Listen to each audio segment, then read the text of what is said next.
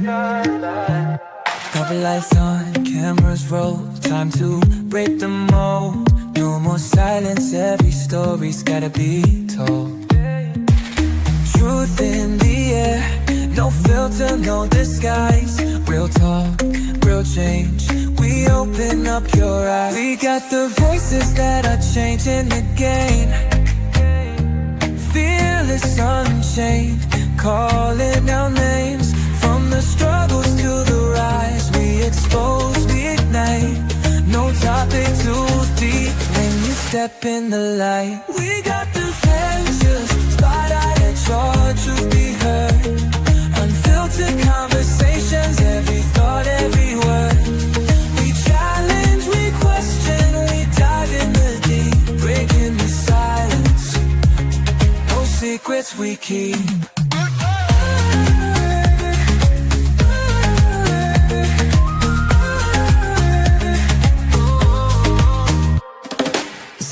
From the pain to the power, the lessons we learn.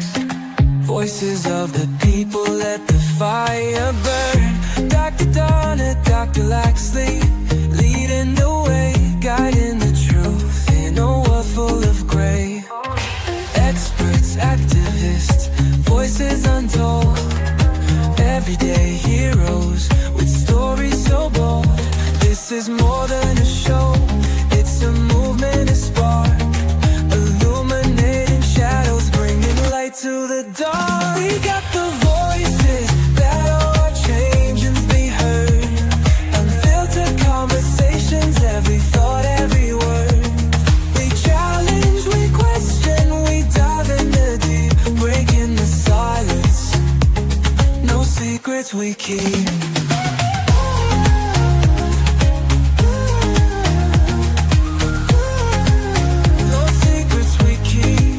Step into the spotlight, let your truth be heard. Unfiltered conversations, every thought, every word. We challenge, we question, we dive in the deep, breaking the silence. No secrets we keep. We got the voices, spotlight, let your truth be heard. Unfiltered conversations, every thought, every word. We challenge, we question, we dive in the deep, breaking the silence. No secrets we keep. And if you want the real, then tune in right now. We're breaking down walls, no backing down. One mic, one voice, one mission tonight. Step into the spotlight, let's get it right.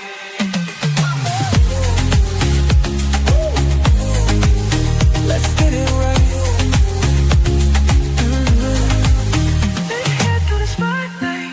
Let's get it right. What do?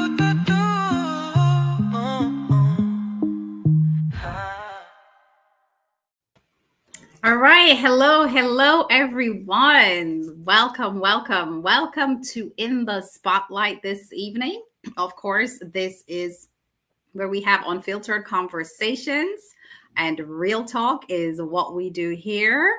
And I am none other than Dr. Donna Thompson. I'm Dr. Laxley Stephenson, and together we are your moderators. Dr. Donna, what's up? Oh my gosh, what is not up? Well, you know what's hot on our minds is, our home country, man. That's what's on our minds. But we're thankful. I'm thankful to be here this Thursday evening. Happy to be here with you this evening and our wonderful guests that will be joining us and everyone who's watching. So, I'm grateful and I'm humbled to be here.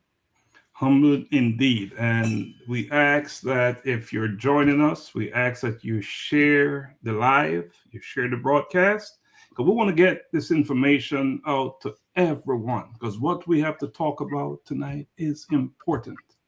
So we're talking about Jamaica, our homeland, where we're all from. All right. So, a collision with purpose is we're all about purpose. That's what we do. And purpose is calling us right now. and it's calling us in a place called Jamaica, a place where you was born, I was born. So, needless to say, it is the number one thing in our minds, in our hearts, and on our agenda. Now, we have some guests on, but let me put it out there that it's all about Jamaica. And I just want to say something before we start bringing our guests on, right?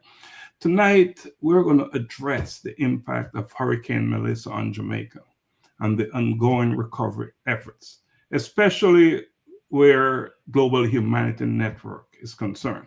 We know, and the whole world is aware, that families have lost homes, access to clean water, and basic essentials. So what? The need is urgent, right? So joining us tonight are the directors of the Global Humanity Network, along with trusted friends and partners of GHN, all individuals committed to restoring dignity, providing relief, and supporting long-term rebuilding. So tonight we're here to discuss what we're doing as GHN, the actions already in motion, the needs we are responding to, and how together we can continue to support the communities affected. How does that sound to you, Donna? Oh yeah, I mean, I just definitely second what you're saying, and it's going to be a very impactful show this evening. Don't be surprised it probably sparks some emotion because of course we do have some of our guests who actually experienced, they were there in it, experience what was taking place during the hurricane, and our fellow countrymen that's there and they're in it every day. And so it's let's get started. It's an important thing that we have to do here. And I will just ask our guests to stay in camera, always stay in camera. Because once we're on the show, we want your face must be seen as you're talking. So I'm going to bring everybody on at the same time, and then we can do an introduction. How about that? That sounds good. All right, bring everyone on. All right, I'm going to add everyone to the stage. And we're going to have a full stage tonight, by the way. All right, so far, all right. Yvonne, you're at the top of this screen. Just give a real quick introduction, real quick. Hi, good night, everyone. I'm Yvonne Graham. I live in Snellville, Georgia. I am part of this community trying to make a difference in the world. Awesome. Thank you, Yvonne. Dr. McCook, real quick introduction. Yeah, can you hear me? Yes, Lord. we can hear you. Yes, Garfield McCook, president of the Jamaica International Independence Foreign Song Competition, here in the north side of Georgia, in Kennesaw. And I'm just glad to be a part of this group that is doing so much for our beloved island in the sun. You call it Island in the Sun, huh? We're loving you from far Jamaica. Right? That's awesome. All right. Thank you, Dr. McCook. Diane Brown, Dr. Brown. Let's hear from you. Hi, I'm Diane Brown, Dr. Diane Brown with Excel Care by Divinay. We are a home care agency out in Northwest Georgia. I'm a registered nurse and also here to help Jamaica. Thank you. Thank you so much, Diane. We're going to talk about Hanover, where you're from tonight. We're not hearing a lot about Hanover, and we're going to talk about that tonight. Dr. B. Roy Davidson, my buddy from many, many, many, many years ago. What's up, Doc? How you doing, sir? Good. Just tell our audience a little bit about you. Greetings from Los Angeles. I am one of the directors of Global Humanity Network. And my day job, I own Uni Healthcare Incorporated. We are a home health, home care, and a staffing agency out in Los Angeles, celebrating 39 years in business. Thank you so much. And I do have many hats, including director of Caribbean Cricket Club of Los Angeles. All right, Doc, thanks a lot. We're going to get more into that as we go along. And for those who will be watching us or watching the replay that who are new to Global Humanity Network, I just want to share the vision and mission and what we do here. So At Global Humanity Network, our vision is to promote humanity in underdeveloped communities globally. Our mission is to improve living conditions in underserved communities by mobilizing individuals, families, and businesses to take meaningful action for lasting change. And we are guided by the following core values: altruism, quality, empathy, commitment, and servant leadership. All right, so let's talk a little bit about servant leadership. You know, what does servant leadership mean? Who wants to take that question?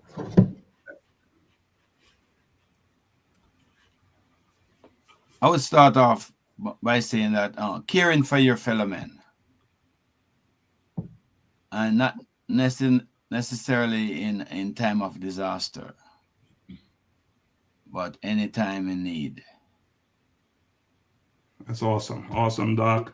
And Yvonne, what a great response to servant leadership, caring for others. And that's why we're assembled here tonight. And that's what we've been doing here in the different organizations that we are members of, right?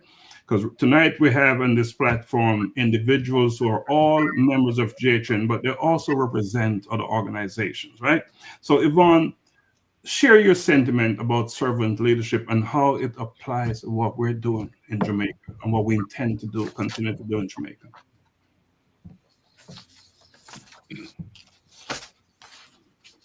You're on mute. One second. While you're on, no muting. Do not mute your phone at all. Oh, Unmute okay.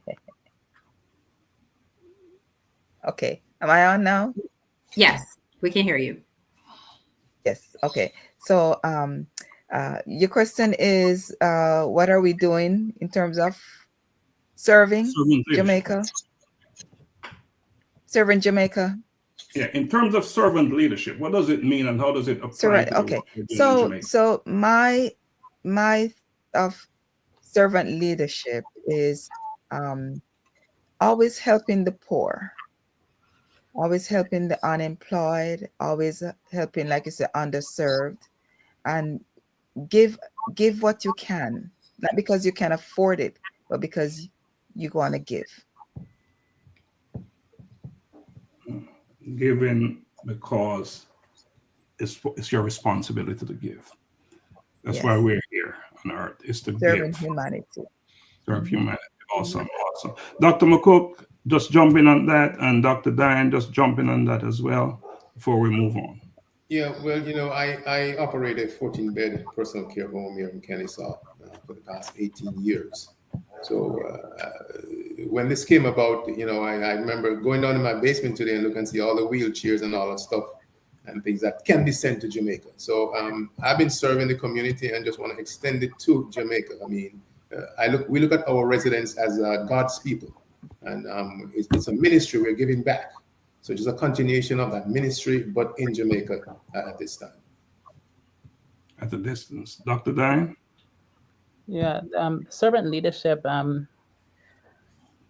being a servant to God and leader of your fellow men. Also serving them in a way where they trust you with your leadership. Not that you're better than them or more intelligent than them, but you may have knowledge of something that they are not aware of. And so they trust your leading in that area. And so when we are servants of Christ, we humbly take the torch and help others to see the light and to see the path which they need to be on, and not dimming, and not having them feel like they're dimmed down, to help lifting them up as Christ lifts us up as well.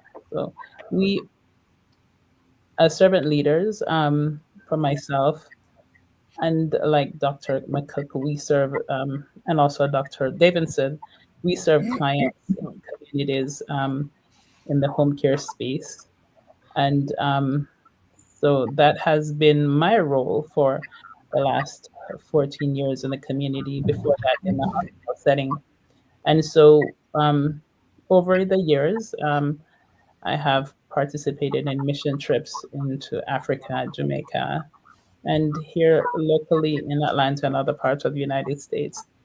And so this was shocking to me, like, and as to anyone else, with this hurricane coming into Jamaica and destroying Western Jamaica. And so it's it's not if I can, I will. You know, I have to. I have to help. There's no if about it. It is my country. These are my people. I must go. And so that is what I'm called to do, just like all of us here on the platform. We're called to serve, and whatever way possible, I will be there. Thank you, Dr. Diane. I think you speak for all of us. You speak for all of us. Let me turn it over to my co-host, Dr. Donna. And a number of us here are playing different roles. We're both members of a collision with purpose. You're also a global humanity network. I mean, all of us, right? So, Right. Dr. Donna, let me turn it over to you. Yeah. So, once again, I think everyone just pretty much kind of nailed it, as far as servant leadership. What, I would have said is, I think I just added that, we're all here to really serve humanity selflessly. And, you do that by showing love, kindness, empathy, and patience, right? And to make sure that we're uplifting the next person while we're serving. And that's just what we're here for. And that's what GHN is all about, is really serving the underserved, find the people who they're somewhat forgotten, and ensure that they know that they're not forgotten, right? That we're here to serve them. Here to serve. Absolutely. All right. So let's keep it moving. Because we're talking about disaster and response. So, Dr. Davidson, Yes, sir. when GHN first learned of the Hurricane Melissa and Jamaica, what was the immediate response of GHN and other organizations that we're affiliated with? Well, we start to mobilize our team in order to identify needs and to get some help immediately, because we know there are immediate needs. So we met once and have been putting systems in place to get things going. So it was an immediate response, because Yes. we all felt as if we live, even though we're here in the United States, we're impacted. But there's one person on this panel here that was actually in Jamaica when the hurricane hit Jamaica. And we're going to hear from her in a minute. But before we do, let us introduce Dr. Grace Langmore, another director at GHN. Dr. Grace, can you introduce yourself? Your phone is muted. Can you unmute and keep it unmuted? Just introduce yourself, please. Oh, can you hear me now? Yes, we can hear you. Hi, good night, everyone. How are you doing? We're good. Everybody's good. Everybody's good. Yeah, so it's wonderful to see everyone. I, as Dr. Laxley, I'm Grace Legmore, and I am a retired person. Retirement has freed me up to do the work that I need to do, which is work with the marginalized in my community here in Brooklyn and elsewhere. But I do lots of work here with those who are less fortunate than I am. So I think that's all I need to say about me. I'm not sure I need to add anything else. That's good. I We're gonna. and I just want to say something that's super important to me is that I'm a child of God and I try to do what God has asked me to do and working among people who are less fortunate. Yes. And I think that is one common thread with all the individuals on this platform. We are here to do the work that we're assigned to do. And I was saying earlier that there's one person on this platform that was actually in Jamaica when the hurricane hit Jamaica, and that's Evan Graham. Evan, can you quickly share the experience, what you went through while you was in Jamaica during the hurricane? Yeah, I went down. I went down like 7 days or so before the hurricane was even before it was even formed or named. So we weren't even expecting some name a hurricane that named Melissa, right? So at the time, it was just going to support my family member who was sick there, and as we learned along the way that this storm was brewing, and it was heading north of Jamaica, more or less to Haiti and DR. And then there was probably about 12 or so monitors tracking, there was no definite anything. And then when it got closer the week before, when they were saying it's probably coming towards Jamaica, and it's one of the models show that it's gonna be like in the center of Jamaica. In my mind, it was just like, okay, storms aren't really like hills and mountains. We got hills and mountains that's always helping us out a lot in terms of a lot of hurricanes, because we're in that zone where hurricane always comes up. So then the announcement on the radio and everything like that was just that they're just monitoring it. And then after a while, then it starts saying, okay, it's getting closer. We're just going to watch it.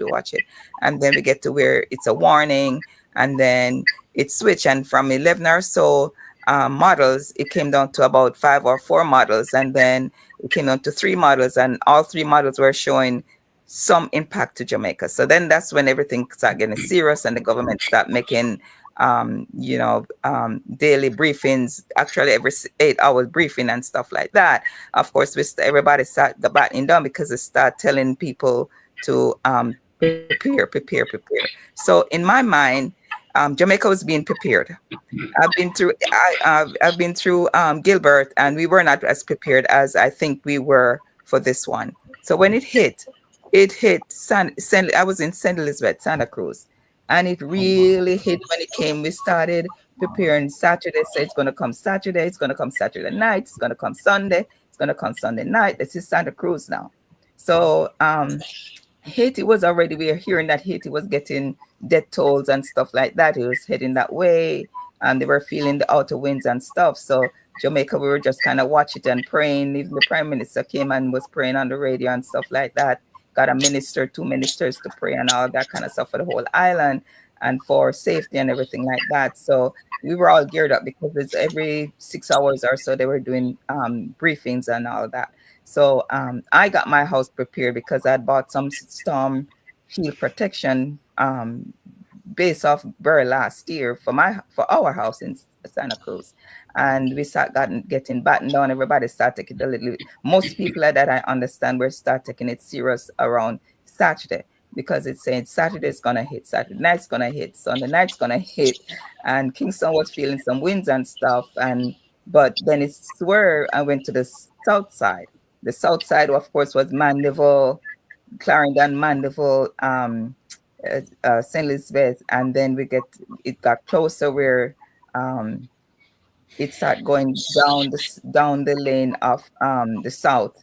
So we're thinking now it's probably going to go in the Gulf of Mexico. Then we understand that it's going to stay in the Caribbean because the Caribbean Ocean is warmer. And then it was going so slow. So the deadly part of this hurricane was because it was slow. It was churning, but it was slow. And then everybody was hoping that, Jamaica always gets some misses, and that this thing would miss because it was a category 4 at that time. And when it came around St. Elizabeth way on that south side, it was probably a category 3. And it just went from category 3 to category 4. And then before the next day, it was category 5. And it hit Santa Cruz in Tuesday morning. Tuesday morning is a category passing, category 5, with the projection that it was going to hit South Central, north to west southwest of Westmoreland. So it was going to track from there and go across the land and go northward. So I think we're all prepared because we got briefings every hour to hour. So I think that was a good thing of the government to keep everybody abreast, and to who can hear, who can get local, because everything was up and running. There was not on our side, there was nothing that was like no communication. But then Tuesday in Santa Cruz, everything started hitting, and it hit like quick.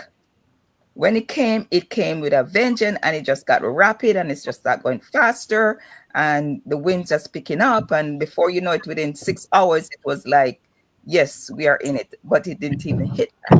It was so slow. Then the speed, it picked up for about 5 miles and 12 miles an hour, so fast. By the time we know it, we were going through the whole thing maybe about 6 o'clock, 5 o'clock our time. Then we heard that it was, everything started cut off. Light cut off, everything cut off, maybe about from 2 hours within, everything started cut off. And so we had generator, and we could hear some news and stuff like that. We didn't hear when it went across land, but we know it was going across land because we could feel the impact. And it really hit. Let me tell you, said hit. I went through Gilbert as an adult, and this was different. So after the impact and we saw what was going on, people were going out from in the evening trying to assess and stuff like that. Not a lot of people, because they keep telling us to stay off the road, don't go be adventurous, just wait, because we don't know how bad this thing is going to be, where it's going to turn and stuff like that. And it was really wideband and stuff like that. So anyway, my experience was very I was touched. And when we saw the devastation of what happened, our house, we didn't get a lot of water. We get some water and stuff because, like I said, we had shielded our house with the vulnerable parts of the part of the house. My car got damaged off of the carport. The heavy tiles that were there, they fell, and my car got damaged. All the trees were down in the yard. We had banana, like an acre and something land, and every tree was down except in one old ackee tree, one old ackee tree. But anyway, so when we ventured out the next day, we saw Santa Cruz. You couldn't go anywhere in Santa Cruz. All the wires were down, mud in the road. They had to turn people back because people were trying to pass from one parish to the next parish. Santa Cruz was locked down, and it was really horrible. And the pictures that I took was really bad. And even 2-3 days after that, no connection and all that. My flight was going to be that Saturday to come out. I had to go from St. Elizabeth to Mandeville to make a phone call, just to get a phone call. And so there was much damage that I saw in Mandeville because everything was kind of running except in no light, but everything else was kind of running. And on my way coming back, so I did finally get a flight out for the Monday. And when I get connection, because I couldn't do it, I had to have one contact in the States to try to make all this arrangement. But I want to share with everyone that leaving from Lacovia, going to Montego Bay, going through Frome, going through we didn't go Petersfield, White House. It was saddening to see people on the street side begging for food. They didn't want money. They wanted food. I see people on the tents, mattress and everything. You all have seen videos, but I'm telling you, seen it first hand. Impassable roads that were like good roads. They were buckled. They were like ditches on one side, and they were laying some pipes and stuff like that. All the pipes mingled. Heavy pipes that wind toss pipes around, like they do with the trees. And when I saw that, my heart was touched. When I saw people, I even stopped and try to give, some help and stuff. They did not want money. They wanted food. I had some food on me for, to carry on the plane, and we didn't know what was going to happen in Montego Bay anyway. So I gave them what food I had. and were tears in my eyes because it just took me back to seeing the Gaza Strip and Israel. And it took me back to those people who were desperate and didn't have food and all that kind of stuff. Um, and when I went to a trip, when we all had the trip this year to Kenya, it reminded me of some of those things. And I was impacted by Kenya, but I was more touched by this, knowing that it's my people and knowing that life was not like that. So I just want to share that whatever we can do, whatever we can give, it's immediate help, like now, not a barrel to send that's not going to reach in the next 2 months, 3 months. Right. It's right. It's like now we need to be doing. So I'm glad that Global Humanity Network is doing this, and we're here for the call, and we are here for the cause, and we're going to get it done. I know everybody here has one agenda, or the same agenda. It's just to say it and to express it. Thank you, Yvonne. I thought you told me you didn't like to talk. You sure? Thanks for sharing your experience, because your experience, I'm sure, that is the experience of many in Jamaica. So you captured it, you painted it for us, and we really appreciate that. And that is the reason, because of what you just described, why we had our meeting last night at GHN, and why we officially launched our relief campaign, GHN relief campaign, to raise money to address some of the conditions that you just talk about. So I'm going to turn it over to Dr. Donna, and you can just lead us and get everyone involved in the conversation. That's what we're doing at GHN. Yeah. So, oh my gosh, like, I'm sorry. I'm just kind of Yvonne painting such a picture that, kind of just really capturing that thought. But yeah, so just like you said, Dr. Stephenson, we officially launched our campaign last night at GHN, and we're trying to raise a minimum, I would say, of 100,000, right? To see how we can help best to bridge some of the gap of what is happening there. We know we can't fix everything, but there are some things that we can definitely help with. But just for the members that's here with us, if you could just chime in and let's talk about, we know that there's so many needs. There's shelter needs, there's food needs, there's medical needs. We can just really just chime in here as far as some of the things that we're thinking of doing. I know Dr. Davidson, you're doing quite a bit already. If you could start us off with some of the initiatives that you already started working on. Okay, I believe in what Yvonne said. What I was going to ask her about some psychological effect, but I didn't want to distract the group yet, because that is going to be some major problems when you're in a home and it's a small home and you have 185 miles an hour wind hitting your home. Mm-hmm. And coming out of that home, the feeling of hopelessness, and people were afraid. Those are some serious concerns. I had two friends that was in Jamaica that experienced the hurricane. When both of them got on the plane, they got down on their knees just to get out of Jamaica. They went down on their knees and started to pray, thanking God that they're out. And they got to California, and they called me, and I couldn't put a word in. I just sit and listen to them talk. Yeah. Because I know they were somewhat affected, and they were in a better place because they were in hotels. So can you imagine an individual sitting in a small little home or a board house and experience that situation? So because of that, my primary goal from my corporation is food, shelter, and clothing. Just the basic Pavlo need. And I was on a conference call yesterday, and I heard these people talking about uh, other stuff like getting stuff to Jamaica and so on.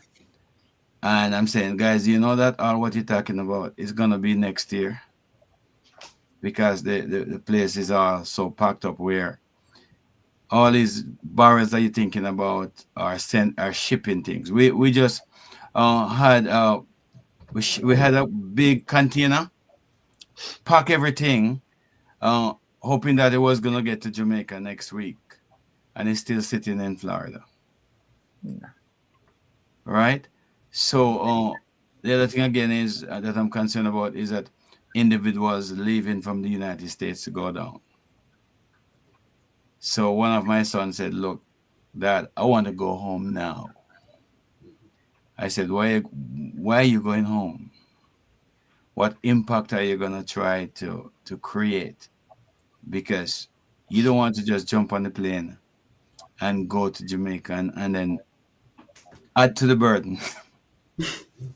Because what are you gonna bring with you? What are you gonna do? So as you were saying, we jumped I decided, like, guess what? I need to get some food to my people. And I found out that Kingston was not greatly affected, and you can get all the food necessary to get down to the countryside. So I activated the emergency system through Dr. Laxley, our president, and also Ryan. And I'm telling you, because of the experience with Dr. Laxley and Ryan, they were able to save me $500,000 in terms of when we put the order in for 500 household. I got a price for 2.1 million, and Dr. Laxley took it down to 1.1 instead of 2.1 million to 1.5 million Jamaican in terms of getting food to the people. And there are other issues. So, for example, now I found out that no, you can't just pack all this stuff and just take it to the destination to get them put together. Because there's some issues with people blocking the roads and doing all those things. So a situation like that now costs for a lot of logistical work. And so we're hoping that the first truckload packaged in a secured location with full security will be brought into our parish. And my goal basically, I'm all focused on Little London because the hurricane did not only affected us, but the community have been in dire need and is in neglect for years. As you know, when you get into the countryside, one major thing that we did down there was farming. And the primary farming was sugarcane. All those lands were taken away. We do not have that anymore. Our factories are literally closed. And I'm thinking, how the people are surviving even before this, right? So most of the young kids, they work in the grill. No, Negril is impacted because guess what? If you don't have the tourists there, they are laid off. So they're sitting at home. I spoke with Mr. James today. And I said, when is the school going to reopen? So James said, guess what? We only have 4 more weeks to go. So we're not going to open the school until next year. Wow. So the school now is sitting there for all month of November, month of December, empty. So the goal right now is to bring 4 truckload of food into the community, and we're going to the homes, not to the individuals. So we're looking at the numbers.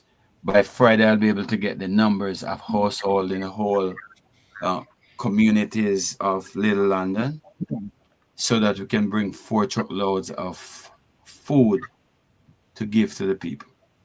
So while some of these groups are sitting here just talking and planning, we need to take action. And so I just got my ticket because I said, Lax, we're going down this weekend. And Dr. Lax will go into all those details. But I think right now we need to bring food, water, and shelter to the folks. Here's what happened now in the whole entire country. We're having rain now again. It is raining. It's raining in parts of the country. So guess what? Temporary fix. So if one of the big area is to get tarpaulin to cover the houses that are because some of them are completely destroyed. So in my district of Little London, all the board houses are gone. So people are homeless. Right. So there's a lot of need, and but I'm into food, shelter, and clothing, and I'm gonna focus in and hone in on food, shelter, and clothing. The government is trying their best to get food into the communities. Don't get me wrong. Food, they're moving food in. Because guess what? The people can't even afford to buy food. Right. And you can't, it's very difficult to walk around and hand people money. So But they we can't have do some nothing serious right now. issues. But at the same time, I am the guy on food, shelter, and clothing right now. I'm not looking for next year. The government can do their plans and do all whatever they want to do in terms of infrastructural development. Tarpaulin is a big deal right now. If we can get tarpaulin to donate to people to cover their houses, you know, we need to get that done. Thank God for me, my immediate family, they're okay in terms of life, and we didn't have major destruction. Plus, for me, I'm gonna be taking care of I have a brother there and a sister, and they have some damages to their home, and we're gonna try to help them to get that fixed. But the need is great, and as I said, I'm on these groups, and sometimes I'm gonna have to get off some of these groups because it's a lot of talking, and I don't see any action. All right. All right, Doc. We're going to get back to some of the work you're doing out there. Lots of talking, not enough action. And that's exactly what is happening. And that is why my question, Dr. Grace, GHN is known for strong stewardship. How do we at GHN ensure that every penny that we receive will go directly to those it is intended for? Well, I must say we have experience with that in the past. We have experienced that. We have worked with doing that, and I think that we can do that well again, and or even better. Um, since we started in GHN, one of the things that really amazed me was the fact that as a nonprofit organization, we had little, I would say maybe none. We had no administrative cost. No administrative cost.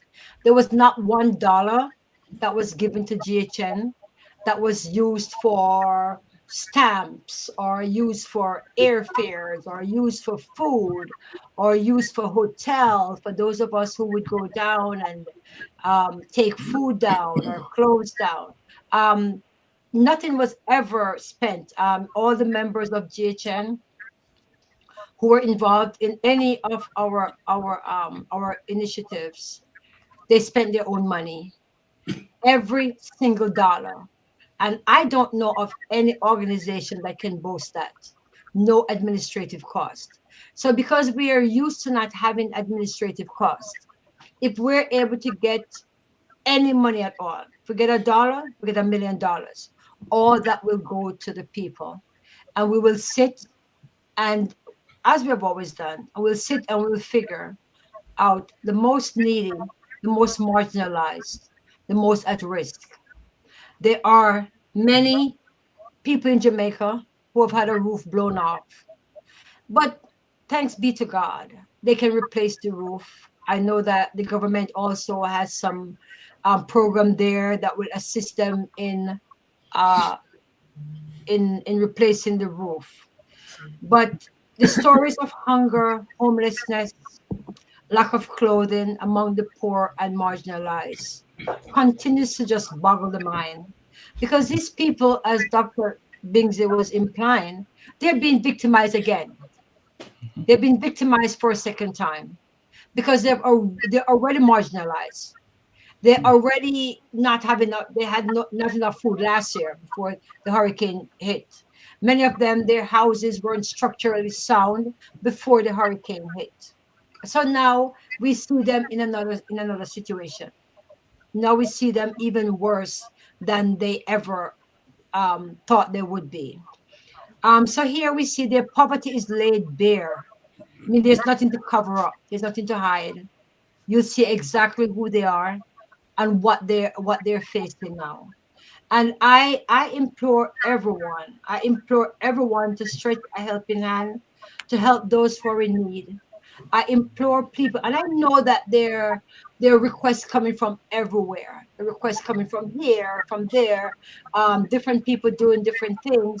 Yes, and we all give when we can, and we cannot give everybody, we cannot give to every organization, but we will do what we can. And those of you who are listening, you might say to our organization, but I gave already, and you probably did, but the giving can't stop, the giving can't end. Let us give as we're able. Let us give as God has permitted us to do, because God knows we are so much, maybe a million times better off than those who are impacted. Many of those who are impacted by the hurricane. After this disaster itself really kind of just showing us who we are collectively. It's showing us who we are. And we have to now step up, because if we don't, then who will? We are not just Jamaicans, because I have been reaching out to many of my friends who are non-Jamaicans. And as soon as I reach out, they said, sure, not a problem. Not a problem. Some say, I have given to this organization, but I will send you something. This today I was talking to a friend of mine, one of my church sisters, and I had sent her information regarding GHN and what we're planning to do. And she said to me, she said, Sister Grace, I have donated to organization, but I'm going to give you a little something when I see you Sunday. I said, Sister, there's no little something. There's no such thing as a little something. I said, you give what you have, and if everybody give what they have and we put it together, we will be able to do something wonderful with it.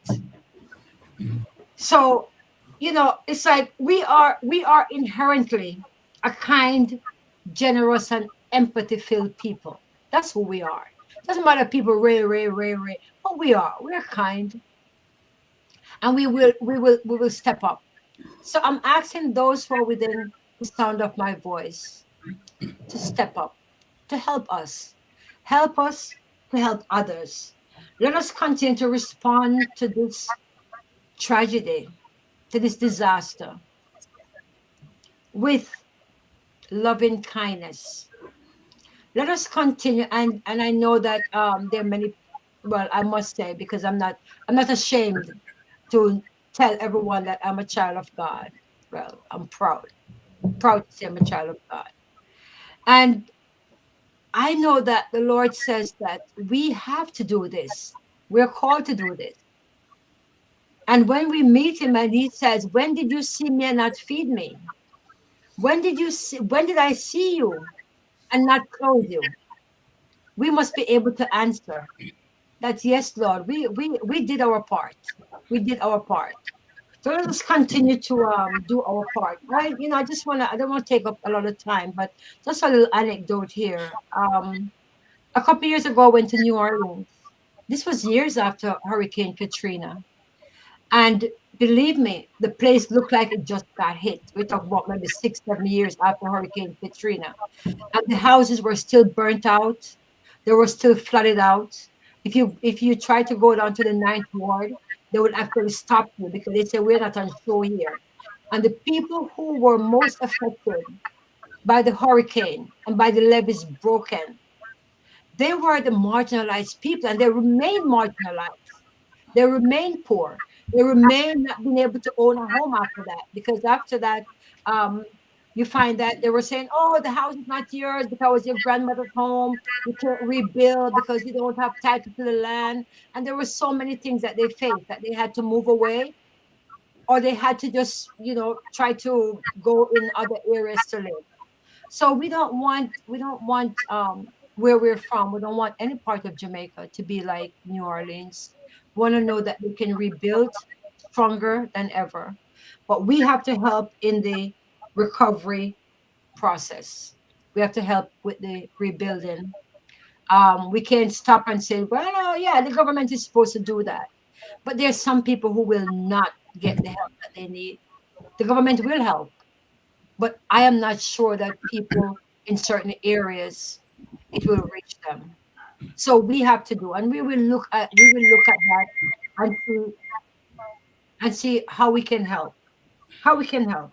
So I'm here to use a cliche which Obama used, which is together we can. Together we can. We can do it together. If we all put together, we can do it together. We can make contribution. We can just whatever the Lord puts on our heart to give, then we need to do that. And as I said, when you do that, you know, lives will be transformed. Lives will be transformed. And all of you who donate today, tomorrow, 6 months from today, you will be greatly blessed. Thank you. Thank you, Dr. Grace. Sorry, Donna. Thank you, Dr. Grace. You know, powerful words from Dr. Grace, from Dr. Bingsley, from Yvonne. But Dr. Donna, we need to hear from Dr. Diane Brown. And we want to hear from her because Dr. Diane Brown is from Hanover. And we're not hearing much of what is happening. So, Dr. Brown, can you share what you know about what is going on in Hanover? Well, Hanover has always been the forgotten parish, and I guess we remain that way for this hurricane as well. Not much news that I'm hearing coming out of Hanover. I still have not spoken to my parents who are there. Um, I got texts from other people that they've checked on them and they're fine. So I'm glad that they are. Um, we are going down there next weekend. And to be honest, we don't know the logistics on that side because we have not been able to communicate with much with anyone there to get the logistics set up. But today I have texted and in communication with the social media or social influencer Jamaica Uncut. I think he was born in St. Elizabeth, but maybe raised in Westmoreland. He lives in the Negril area, or he works in Negril. So I asked him, I said, how is Hanover doing? And where are the areas that are greatly impacted? And so he did tell me Hopewell, Sandy Bay, Cascade, and another place called Montpelier. My sister did tell me she heard that Chambers, Penn, and Ascanish and Maryland were also impacted. So at least we have an idea of where the greatest impacts are. My cousin came up yesterday. He called me this morning. He's from the same neighborhood where my parents are, so he said they're fine as well. But he said he came up because there's no water. And there is water, he said, but the water is from the river. And he said, I can't drink that. And his tanks, the storm broke the pipes for his water tank. So all his water is gone from his tank. So he's like, I can't stay. He couldn't stay, so he came up. But he said, when I asked him where the hardest impacts, he said anything along the shoreline. from Hopewell going down to Green Island. Um, so we're going in with mostly clothes, um, Yes, sir. some food, I'm on a conference call. um, Yeah. and some household items. So No, you call me about half an hour. we're hoping to make whatever impact we can. It may be small, but it's big for the need and the hurt that they're enduring at this time. Um, and hoping to go back again within a month or so. Um, don't know if we'll be able to transport items the way we are going to do it this time on the next trip, but we're hoping and pray that the answer will be yes for a second trip. So. So thank you, Dr. Diane. So Hanover, what did you say? The Forgotten parish. parish, our neighboring parish. Dr. Grace, you went to school in Hanover, by the way. I did. I went to Rossi's. Oh, you did, right? I think you remember telling me that. Yes, yes. That's Beautiful my parish. I'm a Rosian as well. And you know, Negril, what is the best beach in the world? It's shared between Westmoreland and Hanover. Yes. That beach. Mhm. It's, a lot of people say it's Westmoreland. I think it's just Westmoreland, but it's shared between the two parishes. All right. You know, very interesting. So I want to give Dr. Reed a chance just to introduce herself. She just dropped in. Dr. Reed, can you introduce yourself real quick? Okay, I'm Apollonie Reed, and I'm president of the Jamaican Museum and Cultural Center in my vocational area, and I'm a physical therapist by profession. I came on late because I was planning the fruitcake competition, which I hope everybody will be attending on the 21st, the 23rd, sorry, Sunday, the 23rd of November. But in the meantime, I am assuming we have been speaking about the terrible demonic Melissa. Melissa. And I hope from this day on, nobody will name their child Melissa. So, Yeah. Imagine if someone on this platform had that name.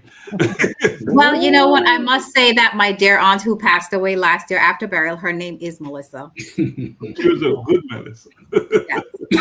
Yes. after this, I don't think there are any good Melissa. Yeah, and unfortunately, she succumbed to a fall from after burial, and she passed away. But anyway, I have noticed the good things that I would characterize them as good. I've noticed in all of this that in Hanover, they are discovering hot springs. And they actually put their eggs in there to boil. The springs are so hot. They put their eggs and green bananas in there to boil. They can cook. So that may be a good thing, I hope.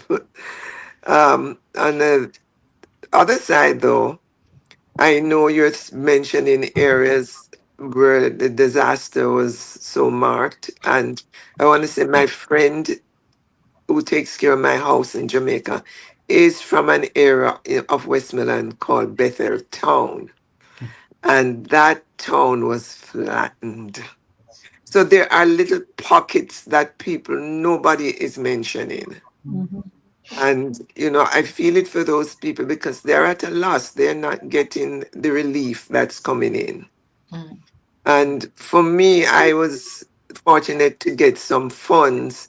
And this person asked me specifically, she didn't pay my fare, but she said, I want you to take this fund and get some stuff and go down and give them out. And somehow, the moment I mentioned it to a reporter, she said, this is one needy situation that will never be recognized. And it's a girls' home in Montego Bay. And nobody is going to give them tarpaulins. Nobody is going to give them food. Nobody's going to give them water, but they're in need of all of that.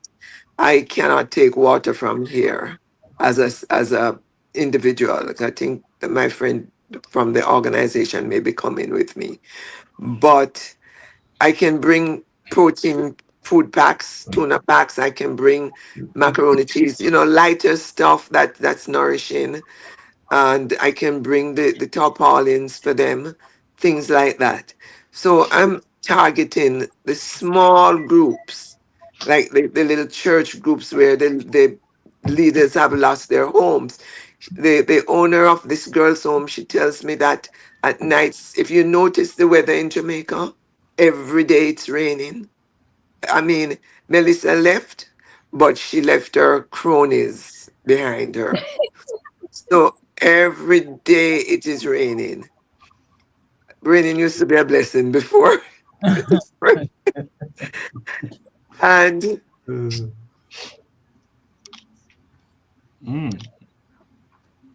Well, to be honest, the rain that they're having it's kind of not helpful, and it's helpful because they're not getting there's a need for water, like you're saying, Dr. Reed. There's need for water, and if you go to some desert place, a little drop of water is good. So when they're having rain, the bad part about it is those that are shelterless right now. But the good part about it is that people have water to drink, and it will be clean water if they catch it right. My only concern with that is that we're going to have a bad form of medical problem after that because of dengue, which I understand because I've been reaching out trying to get some clarification on that and what's going on, that the ministry is working on that. But I think they're just really start to need to pump it up about infections and stuff. But the good part about it, like I say, is that the rain will give people some water because that's needed. And help them clean out some of that mud and sludge Some of that mud, of the house. Yeah, and so there's a sewage. good in that, good and the bad and the future. But right now, I look at it as a positive in terms of, it's a 50-50 and a 20-70. It depends on how you look at it and each individual situation. But the rain can be a good thing in terms of cleanup because Montego Bay is bad, bad. My aunt house water is her height of her shoulder in her house, and it's the whole community.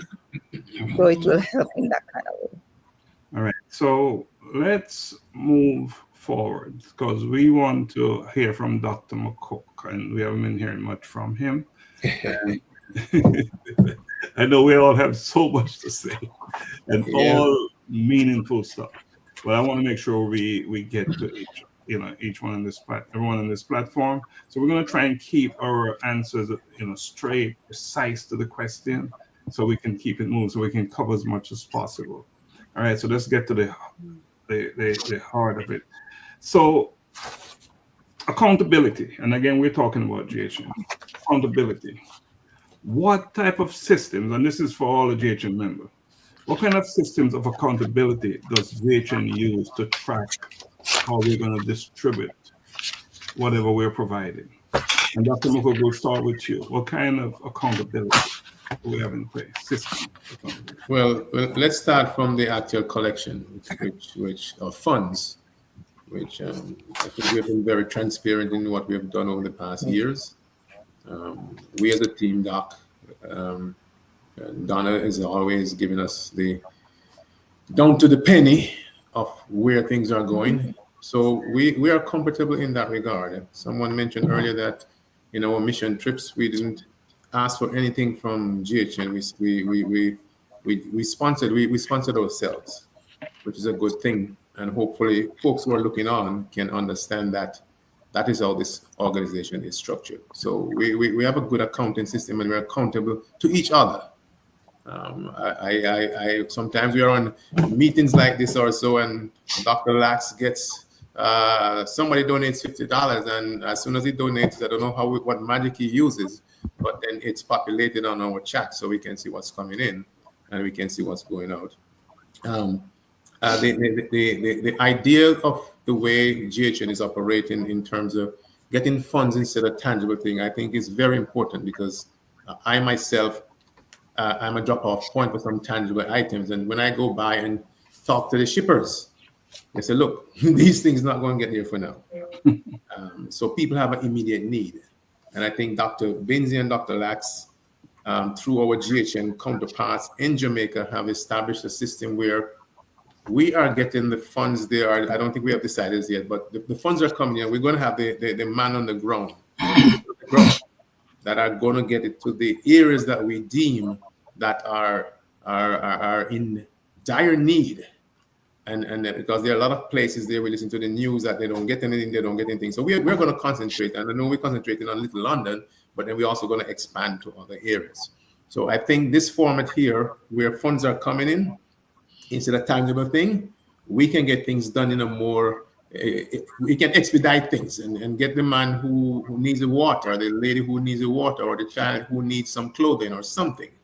And so I commend this system, and I'm asking all of you out there, we are a trustworthy 501c3 group of mature individuals who are committed to a cause and not to our individual limelight. So we're not a limelight group like many are. We are doing things, and we're doing things behind the scenes. So please, I implore you all tonight, Dr. Lax or Dr. Donna will tell you how you can donate later on. They have the links and everything. And we look forward to that. Actually, Dr. McCook, I've posted the link. It's in the chat. Right. It's all over in the chat. So you can go click on the link and make your donation. The one thing I want to say about accountability, a system of accountability, every single member of JHN is aware when we receive $1. Mm-hmm. And that is my responsibility. I donate, I register and post every dollar we receive. There is no, did we receive this? And in the cases or instances where I might not be on the ball doing it, I'm going to get a call from someone say, hey, did you receive this? Because for every penny received, I get an email. No matter which, whether it's Cash App, whether it's PayPal, whether it's Zelle, whether it's whatever the system is, I make sure it's posted, and so that every single member can see it. So that is a system we use in terms of accountability. So every single penny is noted for and accounted for. And so Donna, I want to turn to you so we can talk a little bit more accountability, because that is critical to you and Dr. Grace. Yeah, and to piggyback on what you're saying, Dr. Stephenson, to take it a little bit further, is that, we have a board of directors, and we take our job very seriously. We take every single donor's money very seriously. It's like we manage it like it's our money. And we're very serious about what we do. Before any dollar is spent, we make sure that we're getting invoices with the cost of things. We're double checking, triple checking to make sure that, we're not getting ripped off or anything. We do price checks. Everything we do, we make sure that we dot our I's and we cross our T's. Before anything is spent, it comes to our board of directors. It is presented to our board of directors. There is a vote on what we need to do, and there is consensus in how the money will be spent. And not just that, we do not just send money. We do not send money to individuals. That is something that GHN does not do. Money does not go to individuals nowhere. Once money is being dispersed, if there's goods that we're purchasing, that's how those vendors are going to be paid from GHN. So we dot our I's and we cross our T's, and we try our very, very best to make sure that every single donor's money that come in, it is spent and allocated as such. And I think we do a very good job. I think GHN does a very good job of making sure. And that's something that, GHN is proud of, is to know that, we take our donors' money, your hardworking money, very seriously, and it does not go to administrative costs or anything of that nature. So, we keep tabs on each other. We're accountable to each other. So, sometimes we may not like some of our ideas or whatever, but we are accountable to each other to make sure that those money's being spent properly. Thank you, Dr. Donna. Grace, we're going to ask you and Dr. Davidson and Yvonne to jump in on this one. All right. So, beyond the immediate aid, this situation in Jamaica is not going to be resolved tomorrow. It's going to take a while. So, this is for you, Dr. Grace, for you, Dr. Bings, and for Yvonne. Beyond the immediate aid, what is JHN's plans for long-term recovery and rebuilding in affected communities? Who wants to go first to three of you? I'll say that what we have to look at is I heard someone mention some girls school in Montego Bay, some other areas that are affected. We have to wait, as I would say, and I tell even all the potential donors that GHN will wait until the dust settles. Because right now we have lots of people, they're collecting. I live in Brooklyn. So, I mean, everywhere in Brooklyn is a drop-off point. Everywhere in Brooklyn. I mean, maybe within a mile of my house, I might have 3 or 4 drop-off points for food and clothing to go to Jamaica. That is wonderful. That's awesome. But even after, the very same people who are donating now, who are collecting now, who are shipping now, they will move on. Many will move on to something else. They will move on to other initiatives. Or many will think that they kind of, they have given so much already. They're depleted. We're still going to be here. JHN will be here. JHN will be looking at where we can best serve. What can we do that will help the most marginalized amongst us? What can we do to help the poorest of the poor when the dust settles? And I think that we're still looking at all the possibilities now. Maybe in another month or so, we'll be able to pinpoint what we will do to make sure that even we talk about some of the communities that's cut off, we talk about some of people who probably will never, ever regain a home to live in. Certainly not in the foreseeable year or two. We will see what we can do. And that's where the money is going to be spent. And I heard Dr. Donna said that that we spend the money like we take care of the money like we take care of ours. I'm going to make a correction. We take care of their money better than we take care of ours. Better, because we try to stretch it, we try to wash it, we try to dry it, we try to use the water. Be careful with that word wash. Oh man. Be careful with that word wash. That word wash. We wash the money. That's not always a good word. And we use, well, you know what Rinse. I'm talking We rinse about. it. We rinse We it. rinse it, and we use the water, and we continue because we're gonna make it stretch. We make the money stretch, because when people donate, we're gonna make sure that we maximize that donation all the time. That they'll be happy that they donated, because they will see where the money goes. Yes. Thank you, Dr. Grace, for washing What- and what- rinsing. Wash the money. Wash My and dry it. contribution- Right. Yvonne, are you going, or Dr.? My contribution to this in terms of sustainability and long-term goal is to piggyback about wait until the dust settles.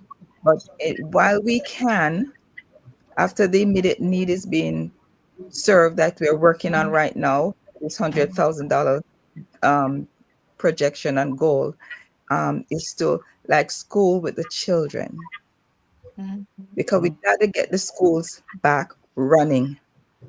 It's critical for a generation because we had COVID, we had burial, and we're having this now. These children are so affected in such a short time that is affecting a generation or two right now. So in long term, how I think is that we got to get the schools right. The hospitals, yes, but the hospitals are more of a government kind of thing that we can do with these schools.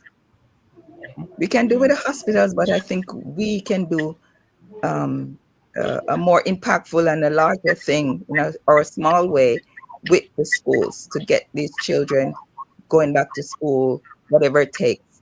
We can do this. And Yvonne, you're so correct because we are an organization that is about schools. That's what Yes. we really do. So appreciate that, Dr. Davidson. Let's forget unmute your phone. Unmute. Let's move past the immediate need, long-term sustainability. What is GHN's role there? Okay, so the biggest thing right now for long-term sustainability is for us to get on the ground and to identify some specific needs. So I know we're going down this weekend and we'll be able to get into that aspect of it. And that is our focus right now because we have to pinpoint specific things that we need to get done. But just to share with the team, we're working immediately.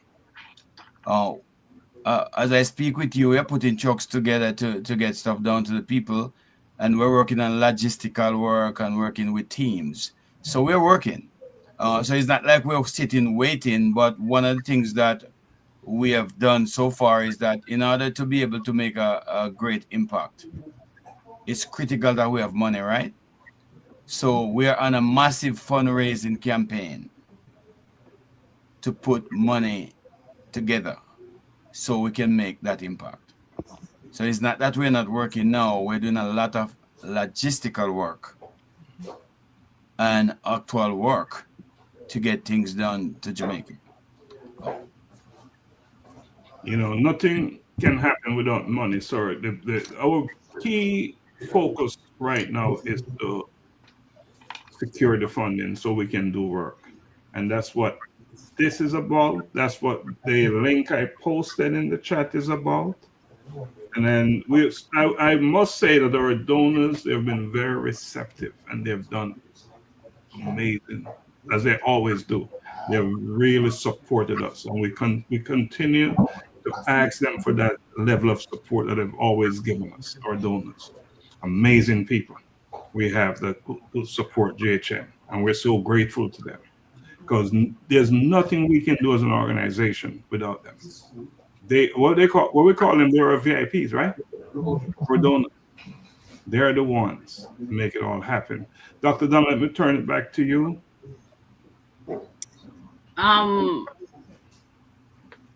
Yeah, definitely long term, we're definitely going to have to look at infrastructure, and there's so many pieces to it, shelter, of course the schools, getting the kids back in schools, because we know that at least if the kids are going to school, they'll have a meal, right? And keeping their brains active and all that good stuff will help, and even help the parents as well, to get our children back in school. But I think long term it's going to take all of us. It's going to take every single human to support individuals who have gone through this hurricane. We're talking about people we're going to have to have support system for mental health care, trauma. So it's a big undertaking that that we'll have to figure out how to help our people. Yes. All right. Thank you, Donna. So I have a question and we're going to start with Dr. Polly, and we're going to go around the room. What does this moment in time is teaching us about community unity and responsibility. What is this teaching us, Dr. Polly? I besides the lesson that we are learning, I think we're being forced to react as a community to rebuild. This event that took place, it's more than a hurricane. Everybody says it was like a bomb that was dropped. And so when we see that the extent of desperation, we come together to survive. So it means that it's either we survive or we die.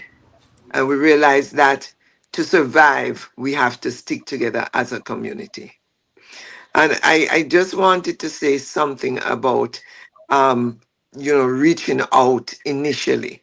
I know it's like when somebody dies and everybody comes around you, and then 3 weeks afterwards, there's nobody, and you go into a mental depression. But at the same time, right now, people are desperate because the stores are not open, especially in Montego Bay, I understand. And so there is no food. Water is a scarcity, drinking water.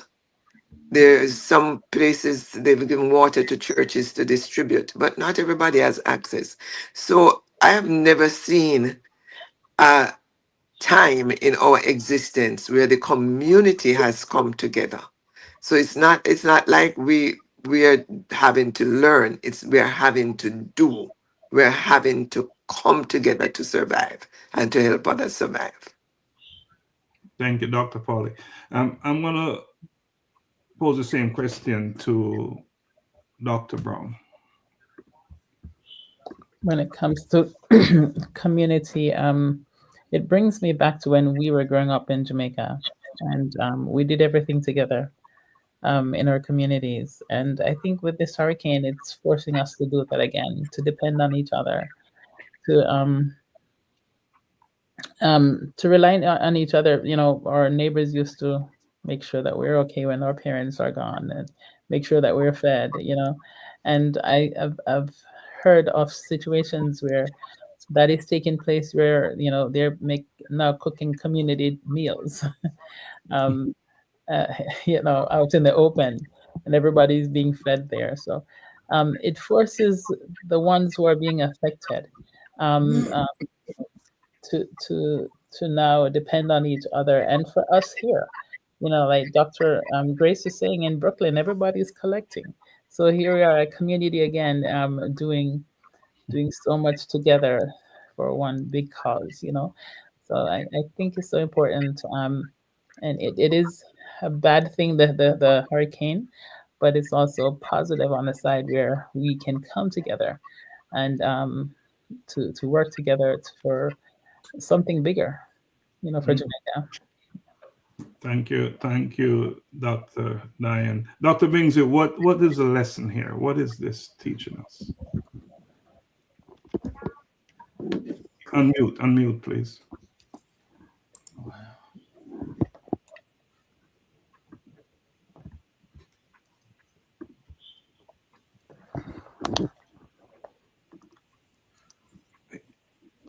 You're still there. Okay, I'm good. Yeah, I support 100% what Diane said. This is a great opportunity for us as a people to come together, but not necessarily Jamaicans in Jamaica, but Jamaicans abroad. And we use the term diaspora very, very loosely. But this is a great opportunity for us to work together as a people to help our country, and to join hands also with other folks who are not Jamaicans. You know, there are over 5,000 Jamaican organizations in the United States of America, and everybody is doing their own thing. So I hope this is an opportunity for us to come together as a people. As a people, out of many, one people. All right. That's the only time you can say one people. Yeah, I was One thing I was there, no, I was listening Dr. Apollo Reed. I know her very well, but I don't think she remember me, you know, and I was You president. know, I When I was can't see. president of Najasa, she took good care of me when I went to Atlanta. Oh, great. Yes. After Yeah. She's let me still open up. taking care of people. So the connections are there. And one of the thing is, I have a very good friend that from Betheltown. Well, a lot of people from Betheltown. But Dr. Tinglin is from Betheltown and he's putting a team together for Betheltown. So linkages is of critical importance. So I'm going to link you. You see, one of the big thing, is not to really the money and everything like that. There's a lot of stuff that we can do in terms of putting people together and create that sort of linkage. Networking. Yes, the whole aspect of networking. So I'll try to get Dr. Tinglin Okay. information to you, and Yes. also as I'm coming out of this, I am the food guy.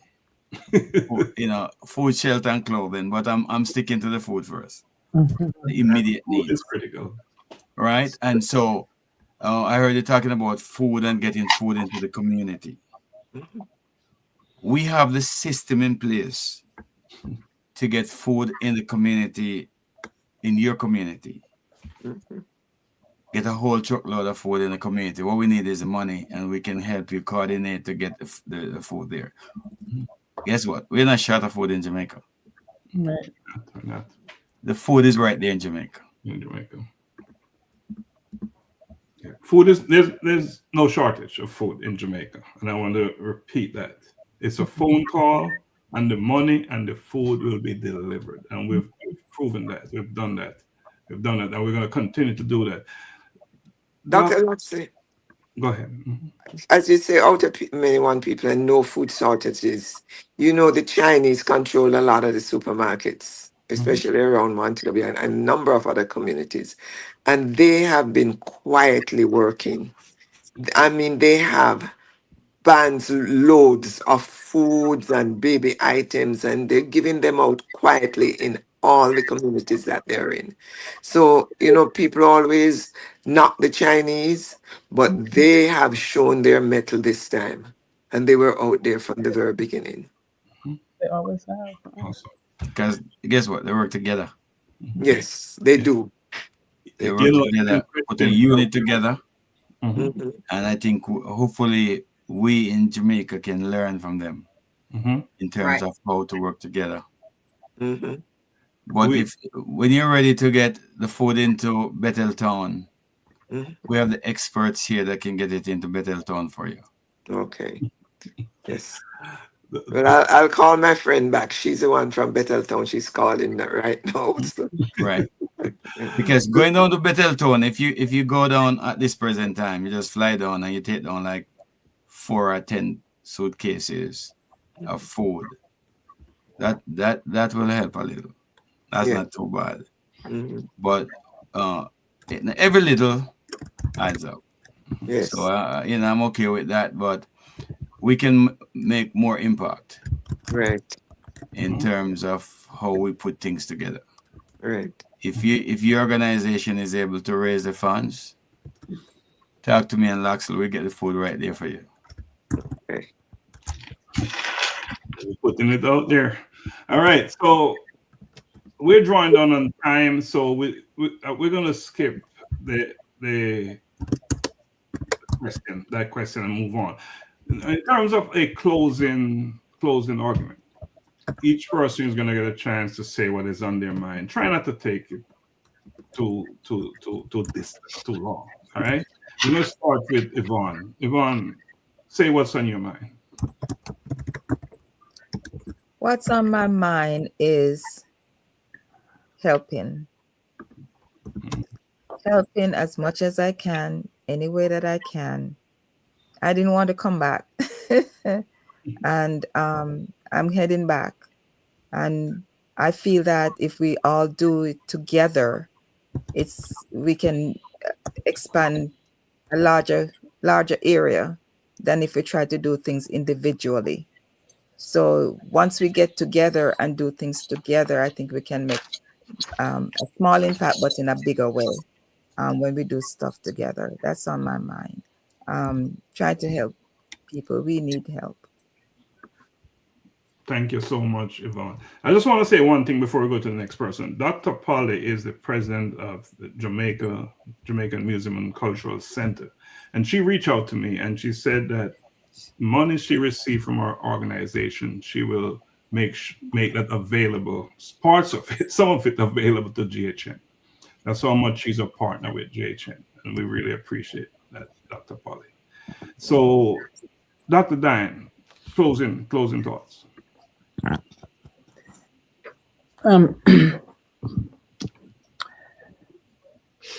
A bigger and better Jamaica is coming. Mm. It will take all of us to make it happen, and I can't wait to see it happen. At the same time, we should not be proud that, I mean, we are proud Jamaicans and we know how we can big up ourselves.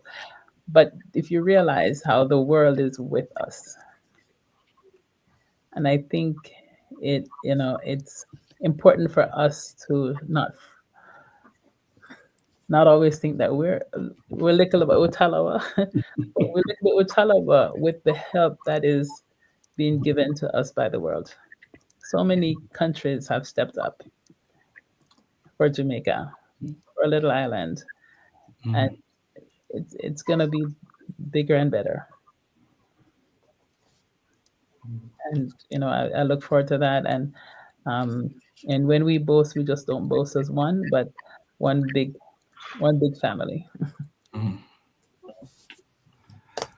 And starting right here, one big family, right here. Yeah. Right. Right. And we're gonna, Dr. Polly, your closing thoughts. As I'm we're gonna ride on the word Talawa, little but with Talawa. I was listening to a speech by the president of Trinidad and Tobago, and they were showing the relief that they were sending to Jamaica, everything to Jamaica.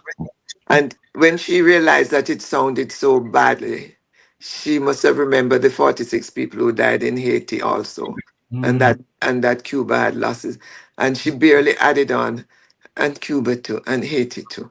But everything was about Jamaica. So the world we stood out so much as a country that attained so much, that we're so resilient, we're outstanding. And here for us to be, our material things to be destroyed like that, the world was ready to help us. And in the process, you can see they were forgetting the other islands. So I just want to say, there are others out there suffering too, other islands suffering too. And whatever we get, we need to share it and remember them. But I believe a miracle is coming. I believe that it's going to take a miracle to rebuild our nation. But I believe we're going to do it bigger and better. Amen to that. Amen to that. And other people are suffering. I have friends from Haiti. And I intentionally did not reach out to them to ask them for a donation. I didn't, because I know they're dealing with their stuff. Too often they're dealing with stuff, too often. So I intentionally did not reach out to them. Some of them. All right. So Dr. Bingsley, share with us. What are you thinking? I had to write down everything here because I just want to take a minute. I think we should take a two-prong attack. Right? Immediate needs, long-term needs, collaboration, and facilitation. My mantra right now is food, shelter, and clothing, and to assist the poor and needy. I'm not going to use the word marginalized. I'm going to leave Grace for that. Because Grace is excellent on the term marginalized. And she's not going to talk to you without that. So I'll leave it. I'm not going to copy your term. So I'm using the word poor and needy. I'll leave Grace on that term because I was going to use that. Thank you. I thought you was going to take longer. You did well. Thank you, Doc. Thank you, Doc. Yeah, this thing is teaching me personally a lesson. I'm out of the talking business right now. I'm into action, and if you're not dealing with action right now with me, I'm leaving you. And I'm gonna say something about you, Doc, because you've really stepped up to the plate. Grant you, yeah, I want to be careful when I say Grant you because he's from Grant Bush. Grant Bush, Little London. That's where he's from, Grant Bush. So, but you have stepped. I really commend you, man. You have stepped up in a huge, big way. You have stepped up as an individual, as a member, director, foreign director of GHM. You have, and I want to commend you for what you're doing. And we pray that God will bless you and continue to give to you, so you can continue to give to others, because you have done that. And that is not to say that other members here are not doing it, but I just want to say that to you because you really have, and we should commend you for it and say thank you. So let's give Bings a big one of them.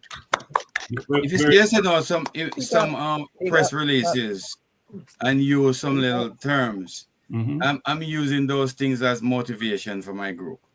So, you know, I put X amount of dollars out already. It's in Jamaica, and we're going to use it for some work. But it's not really about me, but I'm trying to throw a light and really get to the heart of people. Proof of concept. And it's proof of concept for me. So if you see the things go out, it's not about me. It's my, you know, actually I'm putting that on my corporation. And it's doing good stuff for people, and that's the most important thing. Dr. Grace. I am sitting here quietly praying to God that I do not lose my zeal and my excitement and the energies I have right now, and that I will be in this rebuilding and this replenishing effort in Jamaica for the long haul.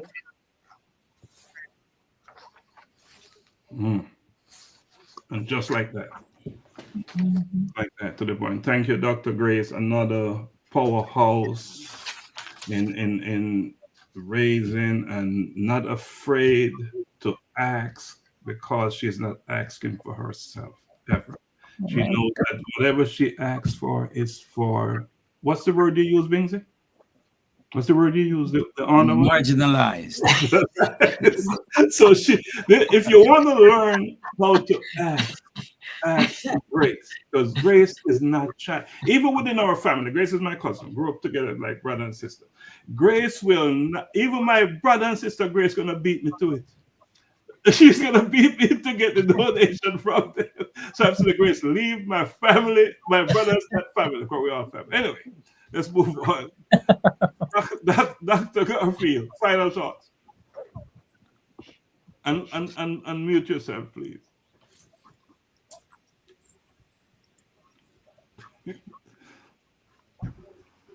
Can you hear me? Yes, sir. Yes. Yes, live and clear coming to you from Kennesaw.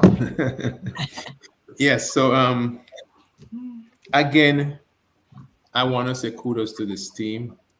I've been on different fundraising teams and different organizations, and I echoed it to Dr. Lax last night. This is one that we come on and we have a good time working for a good cause without any animosity. I think that speaks to the leadership. We respect whoever is the leader. We're not competing over here. we don't compete. We don't have time to compete. We're here to roll up our sleeves and work together. And it's just a harmonious group that has been put together and been functioning for the past 2 years or more for a common cause, for mankind, for God's people. And as our island in the sun, as my motto from Jif says, loving you from afar, we're loving you from afar. And we just want to make sure we in the diaspora, Jamaica looks to us, you know. If you every time you hear a conversation happening in Jamaica, nowadays they're talking about the diaspora. It's like we are the quote unquote piggy bank, right? So if we are the piggy bank, let's hold it, let's cherish it, and just work hard. I mean, there's no one on this platform I can see who is not a hard worker. Sometimes I don't know when Dr. Binsey sleeps. I don't know when Laxley sleeps. Sometimes we're up 1, 2 a.m. in the morning, and what we're talking about is always about people and what we can do for the betterment of our people. Diane, you and I work together in the health field here. Dr. Donna, Dr. Polly Reed, my good friend over there, our good friend over there.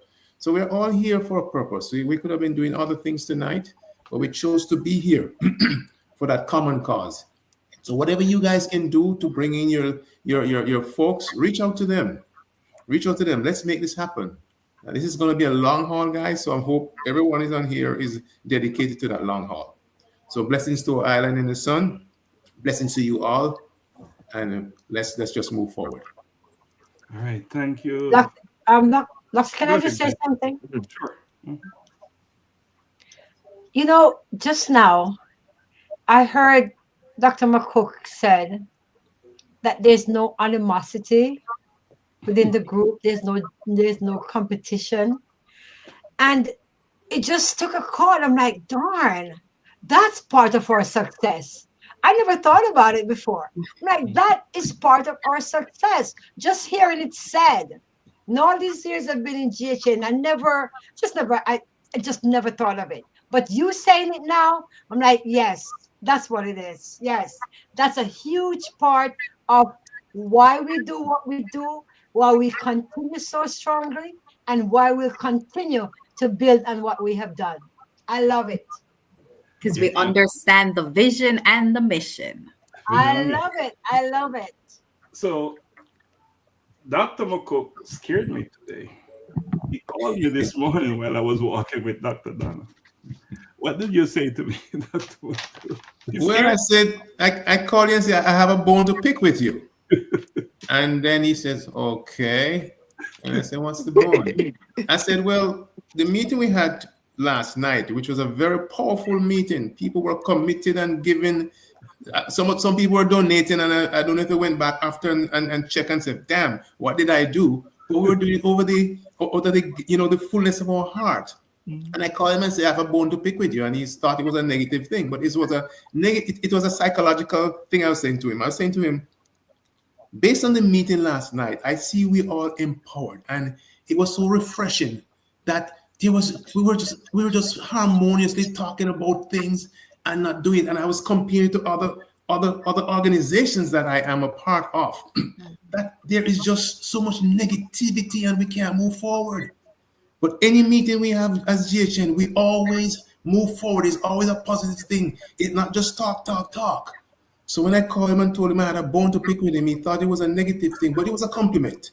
And it is a compliment. And that's why I just re-emphasized it a while ago, that guys, just keep on doing what we're doing. Just be yourself.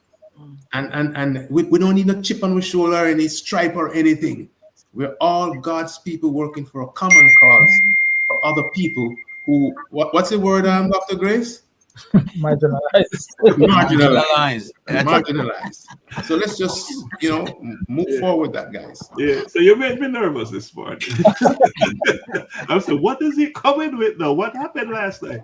So we had 20 plus, 24, 26, 28. 24. And it was powerful. It really was. And we're going to do it November 19th again. And we want to have 50, 60 people on. And we're going to go live with it. Right. So, all right. So time is of the essence. Let me just say what I have to say. And let me first say that all of us here, and I think one of the contributing factors to our success is because we're friends and family. Mm-hmm. We have been friends and family for a long time. And I think, and we like each other. When we go away and when we travel, we get along well. We have fun together. Whether it's going with a Collision with Purpose or GHN, Yvonne, when we go away, we work hard, right, Grace? Mm-hmm. Yeah. When we go to Jamaica and we're working, Grace, Donna, Bingsy, everybody, they go in deep and they don't quit. They don't stop until the work is done. And no one is complaining. No one is watching the other and saying anything. So that is the business model that we use here at JHN that is securing and making us do the work that we're called to do. Because we understand, one thing we understand, none of what we do is about us. Right. It is what we're called to do. Mm.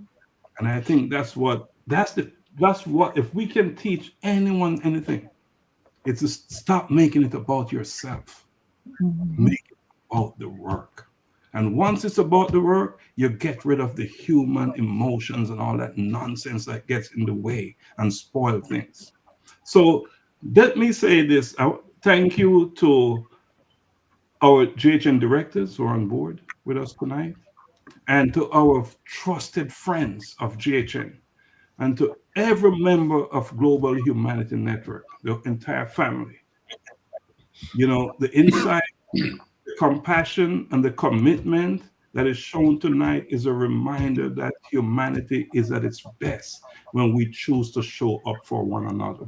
And tonight, as we did last night, and as we have done for the past 3 years at GHN, we continue to show up for one another.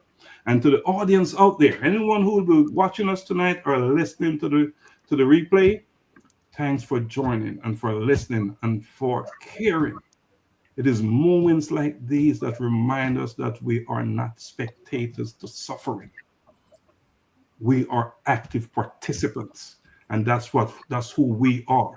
That's who everyone on this platform is. We are not spectators, we are participants. All right. So we are builders of what we call recovery.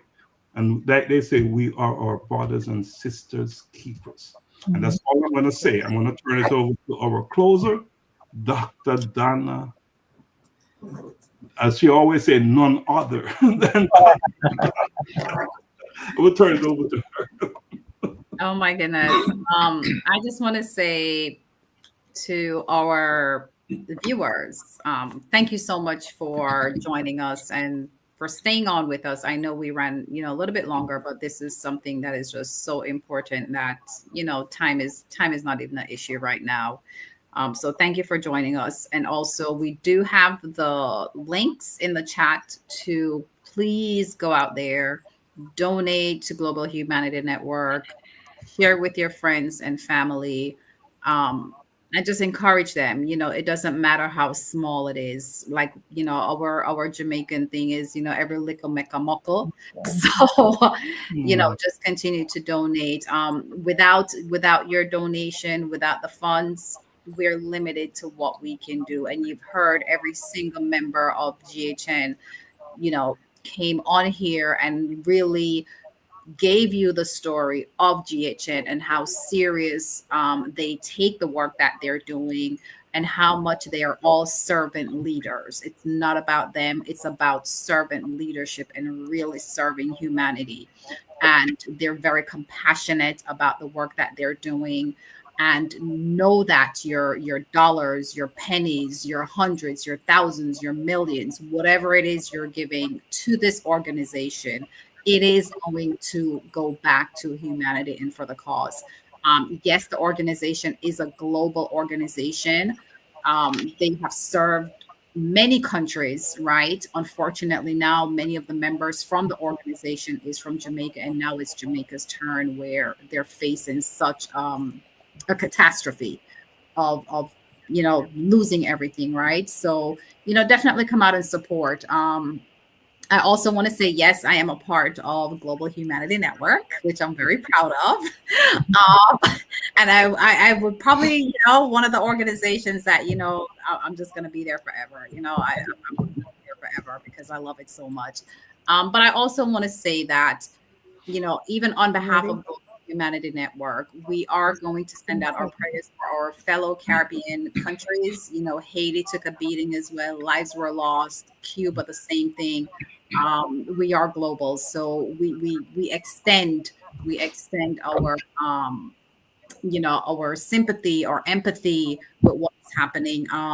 The Philippines just had a typhoon as well, where 114 plus lives were lost just a few days ago. So many things is happening, and as an organization, we just want to, definitely extend our prayers. And I'm quite sure at some point we'll be able to help, do other things. But right now, our focus is really getting the island of Jamaica and the people there who are in dire need of our assistance. Um, let's come together and help them. And I want to charge our fellow Jamaicans back home as well, right? If you have members in your communities. We know that we want to do so much. We want to do everything. But you have members in your communities and you see that they're out there in the elements and you can give them shelter. Please find it in your heart to bring them in your homes. I'm begging you, please find it in your heart to bring them in your homes. We're talking about saving lives. We have to continue working on saving lives. Don't just see someone out, they don't even have a tree to be under and leaving them in the elements, the rain and everything. So if you have, even a corner in your room, just, please extend your hand to help the next person. But with that, I know that we cannot stay on here for the entire duration of the evening. So once again, like always, go out there, do an act of kindness, continue to donate, support the organization because it's a long haul, guys. It's a long haul. We have a lot of work to do. And thank you for joining us on A Collision with Purpose this Thursday evening. Donna, can I do one thing? Doc. Yes. Dr. Polly, before you go, Bings, Dr. Polly, just say something about the fruitcake competition because I know that's coming up soon. And Yes. I tend to hold back because it's such a grave period we're going through in Jamaica. But every year we have this fruitcake competition, and our museum, our vision is to preserve the traditions of the Jamaican culture in the diaspora among Jamaicans and descendants of Jamaicans and disseminate to the wider community. So one of the things we do besides going in school is celebrate the tradition in a very competitive way. So we have participants who can bake or trying to bake. You never can tell. You may open a baking industry. So it makes sense you try and compete.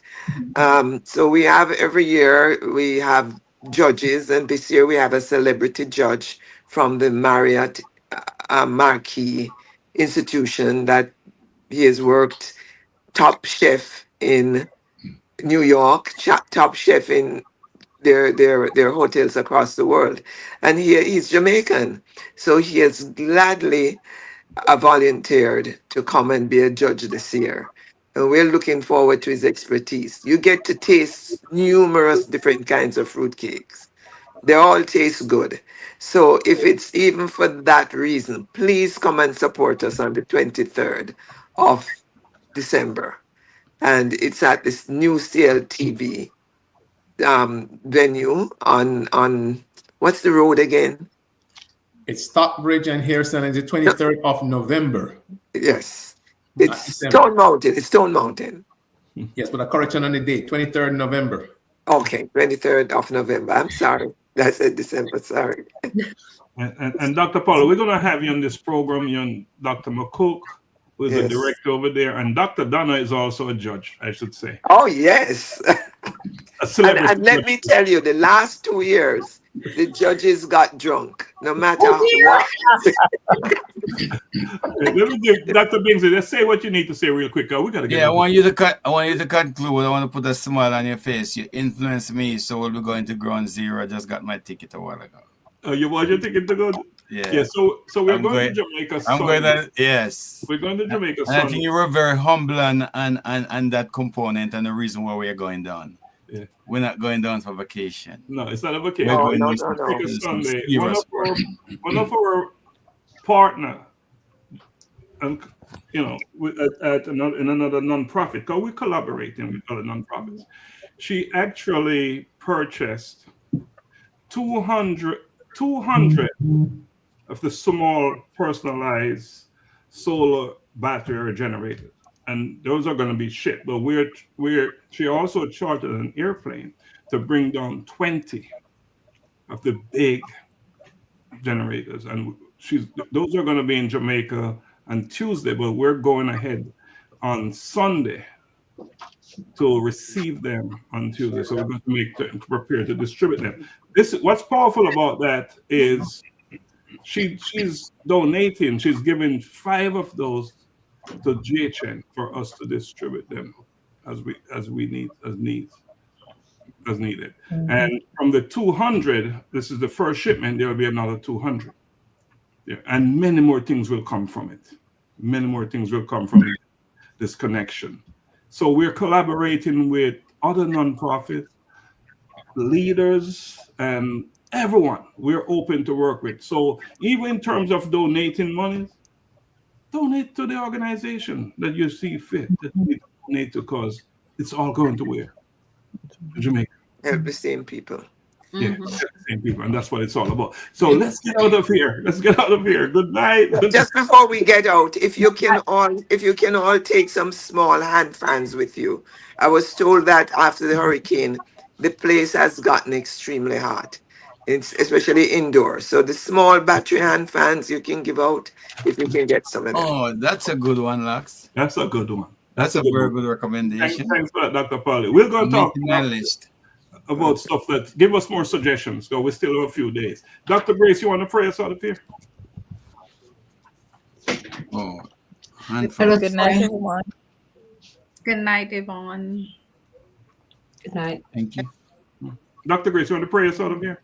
Yes, and so Father God, we come to you, Lord, thanking you for this opportunity to sit and talk about what we can do for those who have been impacted by Hurricane Melissa. Father God, we know that you're with them. Lord, let them know that you never leave them or forsake them, Father God, even though they're going through a very tough period now. Lord, we ask that you will put it in our hearts to help as much as we can. Lord, we ask that you will help us to share with them whatever we have, dear God, that their lives may be improved. Lord, we ask that you stand with them, stand with Jamaica, stand with all those who have the heart, God, who have the heart of yours to be with them. God, we thank you and we bless you in Jesus' name. Amen. Amen. Amen. Good night, everyone. Good night. Good night, everyone. Thank you, guys. Thank you all. Step into the spotlight. Big up Jamaica. Cover lights on, cameras roll. Time to break the mold. No more silence, every story's gotta be told. Truth in the air, no filter, no